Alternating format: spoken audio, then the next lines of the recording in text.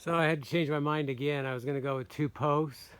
2 posts just isn't going to work, mainly for 2 reasons. One, if I try to put 2 posts down here, I have no space for my ladders. I can't lean my ladders up. It's going to take up too much area. Secondly, I plan on coming right off that center there with one rafter right out. So there's only sense of having 1 post, because if that's all I'm going to have is 1 rafter for the center rafter, then no sense of having 2. And then all the rest will tie into that one. So it's going to go about right in here, about right there. And I have the one side's ready. I have the 8-inch and then 2 6-inch. I'm still gonna have to put an angle on the end there.